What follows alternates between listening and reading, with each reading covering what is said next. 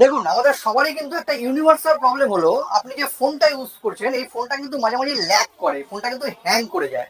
তো একটা ছোট্ট সেটিংস যদি আপনি আপনার ফোনে করে নেন তবে কিন্তু আপনার এই সমস্যাটা একদম নির্মূল হয়ে যাবে। তো সেটিংসটা কি জানতে গেলে কিন্তু ভিডিওটি শেষ পর্যন্ত দেখুন আর প্রসেসটা একদম সেভ করে নিন, এটা কিন্তু খুব কাজে আসবে আপনাদের। দেখুন, এই জন্য শুরুতেই চলে আসতে হবে আপনার ফোনের সেটিংসে। এই সেটিংসে ক্লিক করে নিলাম। ক্লিক করে নেওয়ার পর একটু স্ক্রল করে উপরে আসলেই কিন্তু এখানে একটা অপশন দেখতে পাবেন ডিভাইস কেয়ার। এক একটা ফোনে কিন্তু এক এক রকম ভাবে থাকে, কিন্তু এই সেটিংসটা কিন্তু অবশ্যই থাকবে, একটু লক্ষ্য করে নেবেন। এই ডিভাইস কেয়ারে ক্লিক করে নিলাম। ক্লিক করে নেওয়ার পর দেখুন এখানে একটা অপশন আছে মেমোরি বলে, এই মেমোরিতে আপনাকে ক্লিক করতে হবে।